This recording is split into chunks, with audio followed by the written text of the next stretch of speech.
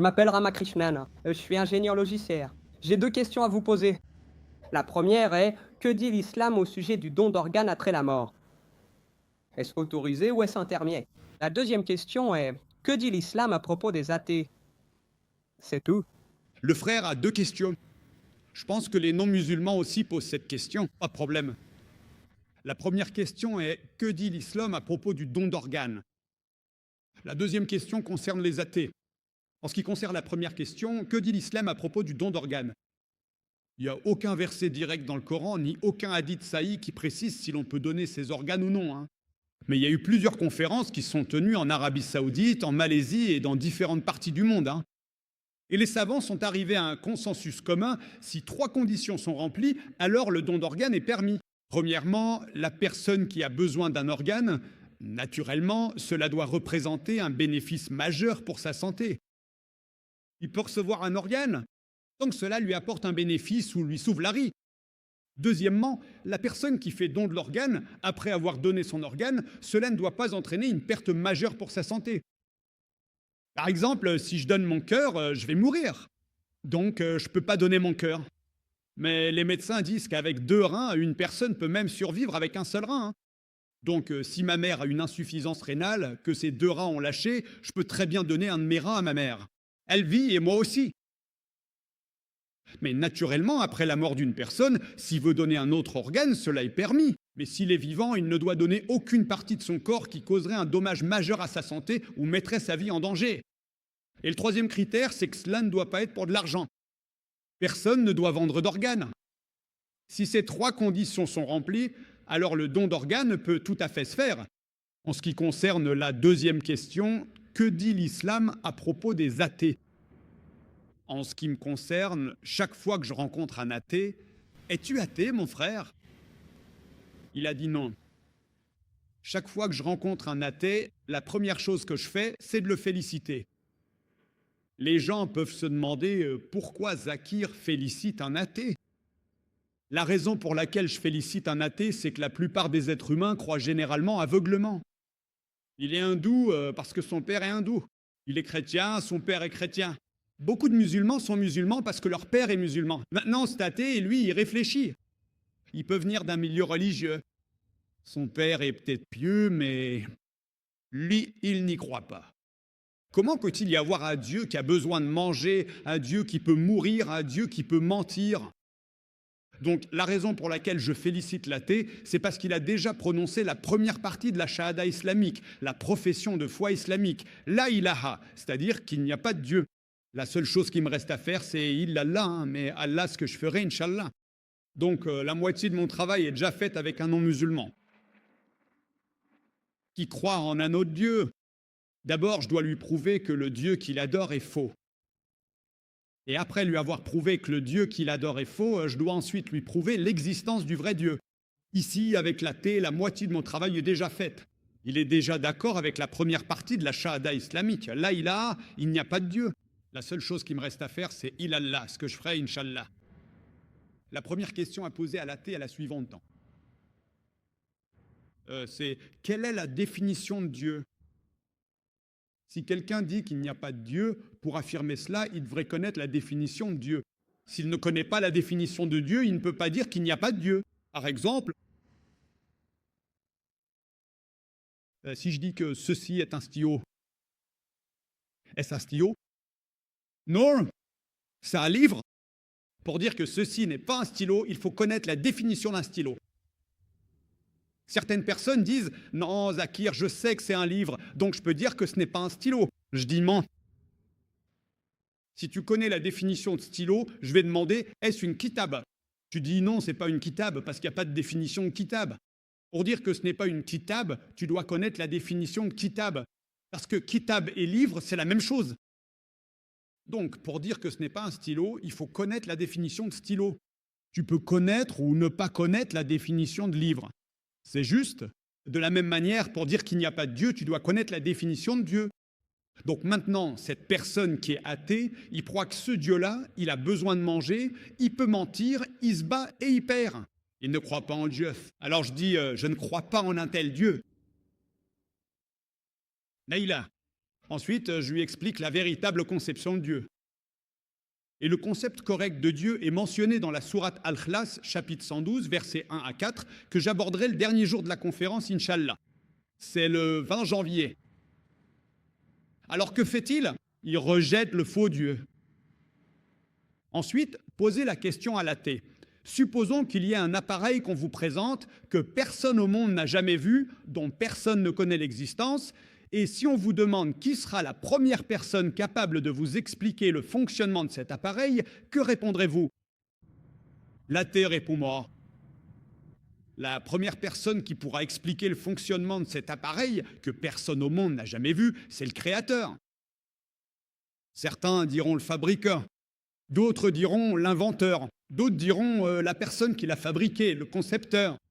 Il peut dire créateur, concepteur, inventeur, fabricant. Peu importe ce qu'il dit, ce sera à peu près la même chose. Ne chipotez pas sur les mots. Acceptez ce qu'il dit. Ensuite, posez-lui la question. Puis répétez. La conférence que j'ai donnée, que je n'ai pas l'intention de lire, portait sur la question « Comment l'univers est-il venu à exister ?» Alors il parlera du Big Bang. Je lui demanderai alors « Quand as-tu appris cela ?» Il vous dira « En 1973, hier, pour la science, il y a 30 ans, 40 ans. » Je dirais exactement ce dont vous parlez. Le Big Bang a pris il y a 30 ans et dans le Coran depuis 1400 ans. Qui a pu l'écrire? Il dira « C'est de la chance ». Continuez. Quelle est la forme de la Terre? Il vous dira auparavant que les gens pensaient que c'était plat. On sait qu'elle est sphérique. Depuis quand? Il dira 1577, quand Sir Francis Drake en fit le tour. Les hommes, il y a 300 ans, 400 ans, 450 ans.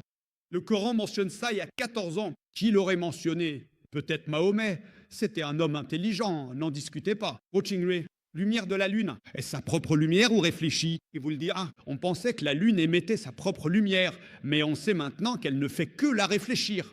Le Coran le dit, sourate 25, verset 61. La lumière de la Lune se reflète sur le reflet d'il y a 14 ans. Qui aurait pu le mentionner? Nous allons faire une pause. N'attendez pas la réponse. Continuez. À l'école, on m'a appris que le Soleil était immobile. Il ne tournait pas autour de son axe. Vous allez demander, est-ce que c'est mentionné dans le Coran? J'ai dit non, c'est ce que j'ai appris à l'école. Mais le Coran dit que le Soleil et la Lune tournent, ce que nous avons découvert récemment. À l'école, il y a 25 ans, on m'a dit que le Soleil ne tournait pas. Le Coran dit, il y a 14 ans, que le Soleil tourne, ce que la science a découvert aujourd'hui. Qui aurait pu mentionner ça? Il y aura une pause. N'attendez pas la réponse. Continuez. Donc, pour chaque fait scientifique que j'ai mentionné dans mon exposé, après chaque fait scientifique, demandez-lui qui aurait pu le mentionner avant. Et enfin, il dira qui est le créateur, le fabricant, l'inventeur, le créateur. Ce créateur, ce fabricant, ce producteur, cet inventeur, nous l'appelons en islam Allah. C'est pourquoi aujourd'hui la science n'élimine pas Dieu, la ilaha, mais les modèles de Dieu, illallah. Ainsi, Sir Francis Bacon, un philosophe très célèbre, disait que peu de connaissances scientifiques font de vous un athée, tandis qu'une connaissance approfondie des sciences vous fait croire en Dieu. Ainsi, grâce à cette conférence au Coran et à la science moderne, vous pouvez prouver scientifiquement l'existence de Dieu.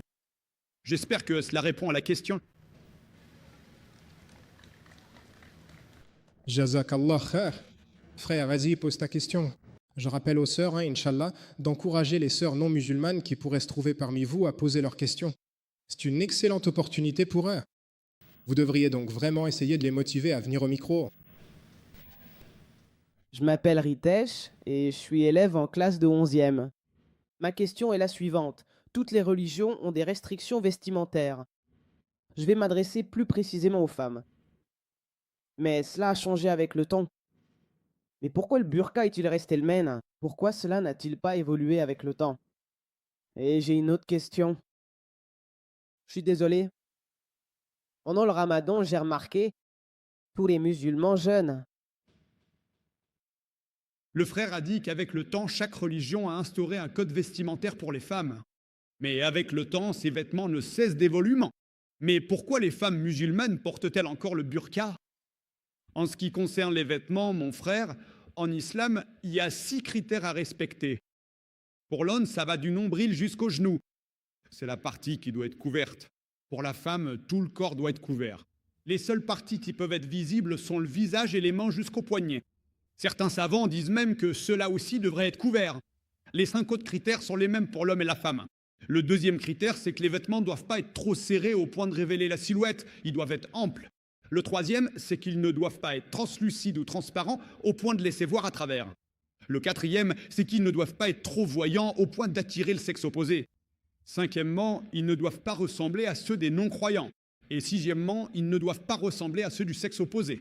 Voilà, ce sont essentiellement les 6 critères. Et la plupart de ces 6 critères sont même mentionnés dans d'autres écritures.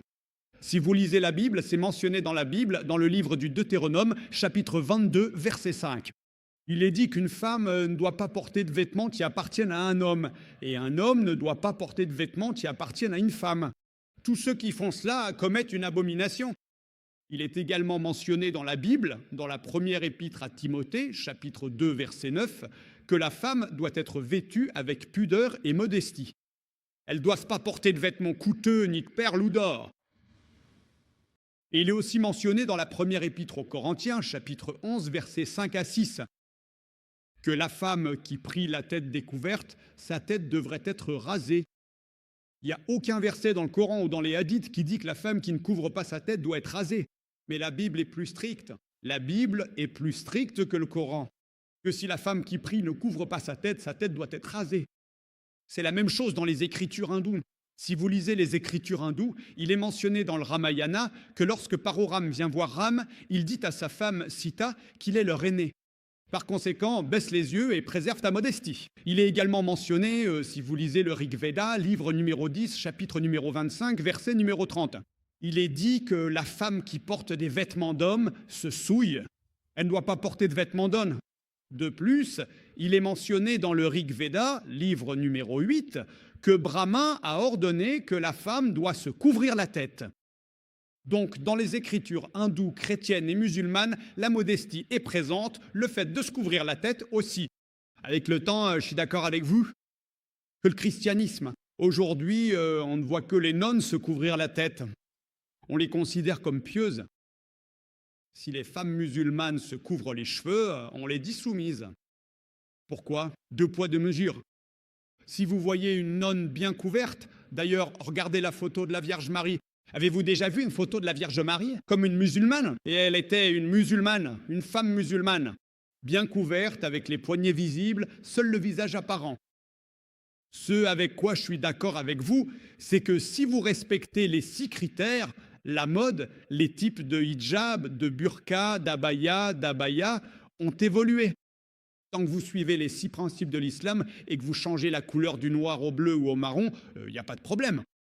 Tant que vous ne transgressez aucun des 6 critères, c'est pour cela que l'on voit de nouveaux styles de hijab. Mais certains styles de burqa sont tellement à la mode qu'ils enfreignent la loi de l'islam. Il y a tellement de sequins brillants qu'ils attirent le sexe opposé. Donc cela est haram. Mais sinon, si vous voulez porter du rouge, du noir, il n'y a pas de problème. Les gens pensent que le noir est obligatoire. Le noir n'est pas obligatoire. Si vous portez du noir, peut-être que vous devrez laver la burqa 1 fois par semaine. Si vous portez du blanc, vous devrez peut-être le laver tous les jours. Le choix vous appartient. Vous portez du blanc et vous le lavez tous les jours, vous portez du noir et vous le lavez 1 fois par semaine, c'est à vous de choisir. Tant que ça ne transgresse pas aucun des critères, les 6 critères du hijab. Il y a donc maintenant de nouveaux types de hijab qui apparaissent. Tant que ça ne transgresse pas, c'est autorisé. Mais cela doit rester modeste. Si c'est modeste, c'est accepté. Deuxième question. Vous voyez, pendant le ramadan, les gens jeûnent. Quand ils jeûnent la journée, le soir, ils festoient. Et je voudrais vous remercier d'avoir posé cette question. Pourquoi jeûnons-nous? Allah dit dans le Coran, dans la sourate Al-Baqarah, chapitre 2, verset 183. Le jeûne vous a été prescrit comme il a été prescrit à ceux qui vous ont précédés, afin que vous appreniez la maîtrise de soi, que vous appreniez la taqwa. Et aujourd'hui, les scientifiques nous disent que si vous pouvez contrôler votre faim, vous pouvez contrôler presque tous vos désirs. Donc si vous pouvez jeûner, vous pouvez maîtriser vos autres envies. Mais je suis d'accord avec vous, si ce n'est pas tous, beaucoup de musulmans, et même si vous dites la plupart, je n'aurais pas de mal à être d'accord avec vous. Ils jeûnent et quand ils rompent le jeûne, ils festoient. Donc cela va à l'encontre du but recherché, je suis d'accord avec vous. Et beaucoup d'entre eux inversent le jour et la nuit devient le jour. Ils dorment toute la journée et toute la nuit, ils jouent au cricket. En Inde, au cricket. Donc il faut mener une vie normale. Comme une vie normale, il faut faire plus d'ibadah. Il faut adorer Dieu davantage. Donc normalement, quand on jeûne, naturellement, on réduit ses repas. C'est bénéfique médicalement. Mais si vous mangez trop, alors il y aura un problème. Mais si vous le faites correctement, il existe de nombreux bienfaits médicaux du jeûne auxquels vous pouvez vous référer. Ma cassette vidéo, j'ai donné 64 épisodes sur le jeûne qui passent pendant le ramadan et Inch'Allah, vous pourrez regarder les différents bienfaits du jeûne. J'espère que c'est la question. Côté sœur, si vous avez une question d'une sœur non musulmane, pourriez-vous la formuler? S'il vous plaît.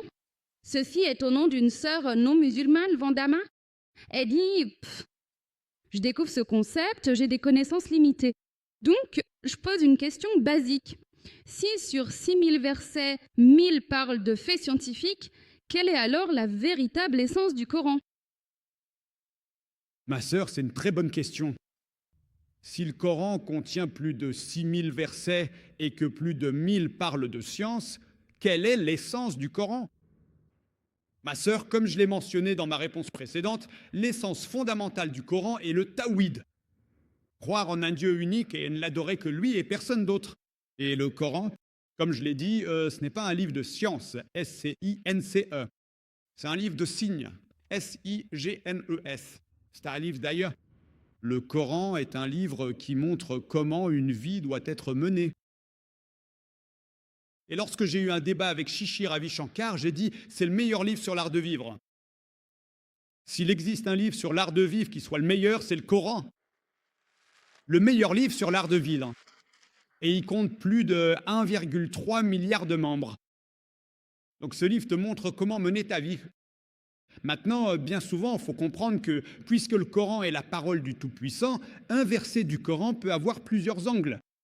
Ainsi, les mêmes 1000 versets qui parlent de science, cela ne veut pas dire qu'ils ne parlent que de science. Ils abordent aussi de nombreux autres aspects. C'est ça la beauté du Coran. Quand un profane le lit, il le comprend. Quand un scientifique le lit, il le voit sous un autre angle. Cela satisfait les deux. C'est ça la beauté du Coran. Mais cela ne veut pas dire que le Coran est un livre de science. Oui. Mais il n'y a pas un seul verset du Coran qui contredise la science établie. Parce que c'est un livre d'Allah subhanahu wa ta'ala, le Tout-Puissant. Ce livre est donc un livre de guidance. Il montre comment une vie doit être menée. Il montre à une personne de croire en l'unicité de Dieu, comment l'adorer et comment mener sa vie. Les avantages et les inconvénients, les obligations, ce qu'un être humain doit faire, et les choses interdites dont il doit s'abstenir. C'est mentionné dans le Coran. J'espère que cela répond à votre question, ma sœur. Votre présentation est impressionnante, mais pourriez-vous demander à ce groupe de lever la main qui connaissait certaines des informations que vous venez de mentionner? La réflexion ici, c'est pourquoi l'éducation générale et l'apprentissage du Saint-Coran ne sont-ils pas intégrés? Ma sœur, j'ai une question. Parmi le public, combien d'entre vous connaissaient la majeure partie de ce que j'ai dit dans la conférence? Veuillez lever la main, s'il vous plaît. La majeure partie de ce que j'ai mentionné, machallah, on peut dire que la plupart d'entre eux le savaient. Au moins plus de 50%, si ce n'est pas tout. Et la raison, c'est que j'ai aussi écrit un livre, Le Coran et la science moderne, compatible et incompatible, qui a été distribué lors de la conférence. Pour ceux qui n'ont pas eu d'exemplaire, Inch'Allah, en sortant, une copie de mon exposé, Le Coran et la science moderne, sera distribuée, Inch'Allah. C'est un livre encadré chroménien. Concernant la deuxième partie de la question, à savoir pourquoi l'éducation n'est-elle pas donnée aux musulmans, je m'attendais donc à ce que la sœur pense que peut-être 1% ou 10%, moins de 10% lèveraient la main. Levez la main. Donc ici, vous voyez, machallah, la majorité le savait. Et pourtant, ils sont venus pour la conférence, alhamdoulilah. Peut-être sont-ils venus pour la session de questions-réponses. C'est la meilleure partie du programme. Ma sœur, en ce qui concerne l'islam, la première directive donnée par le Tout-Puissant dans le noble Coran, dans la dernière et ultime révélation adressée à l'humanité, ce n'était pas d'accomplir la prière. Ce n'était pas non plus d'accomplir le hajj ou le pèlerinage. C'était ikra, lis, récite, proclame. Ainsi, la première directive donnée par Tout-Puissant dans la dernière et ultime révélation, c'était de lire, c'était l'éducation. Et c'est pour cette raison que l'accent principal que les musulmans devraient mettre, c'est sur l'éducation. Et alhamdoulilah, les gens du Sud, je sais qu'à Kerala et même à Madras, mashallah, à Chennai, en ce qui concerne le pourcentage par rapport aux autres régions de l'Inde, alhamdoulilah, les musulmans du Kerala sont éduqués à 100%. Pas seulement les musulmans, tous les Kéralais, qu'ils soient musulmans ou non, sont instruits. Donc même la culture y joue un rôle. En ce qui concerne la religion de l'islam, chaque musulman doit être instruit. Donc c'est le message pour ceux qui ne sont pas instruits, acquérir de l'éducation est important. Et c'est la première directive donnée par Allah subhanahu wa ta'ala dans la dernière et ultime révélation, le noble Coran. J'espère que cela répond à la question. Assalamu alaikum and good day to all my brothers and sisters. I hope you all be fine and doing good in your life. Okay, in this specific question and answer session, Ramakrishna, a software engineer, he asked two questions to Dr. Zakir. The first question he asked about what about the status of organ donation in Islam after demise of that particular person or the death of person. And the second thing he asked that what Islam says about atheist. To the first question, Dr. Zakir replied over here, you see in the video, that as far as the organ donations are concerned, there is no direct citation or a verse in the Holy Book of Quran which talks about the organ donation or which confer permissibility or which restricts from this act. Well, Ulama Karam, the religious scholars in Islam, Islamic scholars, have conducted conference back in Kingdom of Saudi Arabia, and they come to the conclusion that there are certain conditions which need to be satisfied for donation of organs. Number one condition is that it should not be for money, and it should be only for saving life. And the third thing is he talked about that organ donation, the person who is donating the organ, after donating the organ, he or she should not be in some serious medical condition. So these are the conditions. If they are satisfied, there is no harm in it. But as far as the Quran and Hadith is concerned, there is no direct, citation in particular. So they are neutral about it. So if somebody wants to donate organ, he should consult with the authentic religious scholar about it in detail. Okay, the second question is that what Islam says about an atheist. So we need to understand before going into details that what atheist is all about. And there is another term we use, agnostic. Atheist is a person who denies from the existence of Almighty. Atheist is a person who doesn't believe in God, simply. Agnostic is a person who believes in God up to some extent and disbelieves in God as well. Who is neutral about it? Who neither agrees or disagrees with a statement. Who says that, I don't know, maybe, may not be. So this is known as agnostic, and we can also place the term agnostic in the library and shelf of atheism. You can correlate these two terminologies with each other. Less are more. Because an atheist completely denies, and agnostic also is not certain. So somebody is not certain, he's also an atheist. Well, Dr. Zakir said over here that when I meet an atheist specifically, I congratulate him. Rather, when I meet with a person who is Hindu or Christian or Jew or Buddhist, I congratulate an atheist because half of my job has been exercised and done. Because he or she has already recited La ilaha. La ilaha means there is no God. Because if you recite the whole kalma shahada, that's it, La ilaha illallah Muhammad Rasulullah, right? So half of my job has been done. He said La ilaha, there is no God. He haven't said Illallah Muhammad Rasulullah so far, but when I talk to a Hindu instead, a Christian or a Jew or a Parsi, it becomes much intricate and difficult for me to pursue and motivate him towards the path of righteousness. Because first I have to eradicate all the unnecessary stuff, all the futile stuff in his or her mind, and then I start convincing, persuading, motivating, making him alignable to the track of truthfulness. So that is more difficult to me comparatively to convincing an atheist. And Dr. Zakir said that most of the time I meet an atheist, I give an example to them. Suppose there is an object in the front of you, and nobody has seen that object in the world. It's a new object. And definitely the idea comes into your mind that who have created that object? Who will know the mechanism and process of that object or that electronic gadget or that stuff? You ask an atheist, he will reply that the person who made it. He will definitely know the process, the mechanism, the phenomena, that how to trigger, how to function that object. Right. And how could you deny from the statement after looking at the entire universe, that there is no creator? If there is a small, old, model fashioned mobile phone, still there is a creator of it. If there is a pencil which is being created, of course you can't say that it comes from the skies by like a magic. There has to be a manufacturing organization of that. There has to be a production company which operates and manufactures that pencils. And certainly that idea has been initiated by somebody else to manufacture the pencils. And it also has its own creator. Right? So a small thing can't be self-automated without a creator. So creator is inevitable. Nobody can deny from the fact. So how could the whole universe comes and created in the front of us without a creator? The question really needs a strong contemplation and thought. For all those atheists who have no belief in Almighty, they should think that the whole universe, you see the stars, the black holes, the multiple galaxies. It's not a Milky Way only, it's Andromeda galaxy, and there are so many, stars, million times greater than Sun even. The Regal and Beguus and so many stars. You can't imagine. Because in space you talk about the normal speed is not sufficient. And even the speed of light is not sufficient.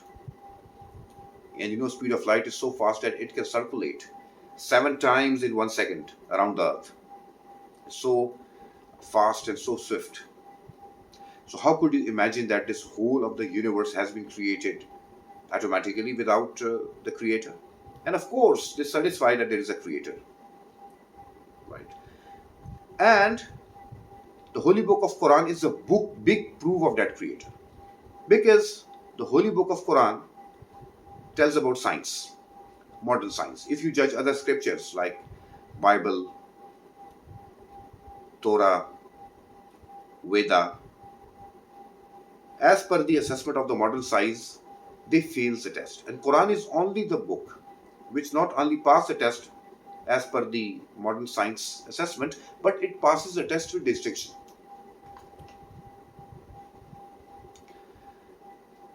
Previously, we know that Earth was flat. We came to know 100 years before, or 150 years before, or maximum you can say 200 years before. Quran tells that Earth is not flat, it's oval in shape. 1400 years ago. Who told it? There was not even a fraction of concept of science in that particular times. And it tells you 1400 years ago. Just imagine. Quran tells that the moonlight is not its own light, it's a reflected light. We came to know maximum 100, 150 or 200 years before. Who told you? Who told you that the light of the moon is not its own light, but it's a reflected light? Quran tells you 1400 years before. From these citations, it's been clear that nobody can deny from the existence of Almighty. And Surah Al-Ikhlas, Allah subhanahu wa ta'ala clearly mentioned, it means that there is no God like Almighty, Allah. God has no son. God doesn't begets, doesn't have any father, and nobody is equal to him. It means that there is nobody equal or equivalent to God. God is beyond everything. Jazakallah, and please don't forget to subscribe the channel for having more information on the path of Dawah and glory.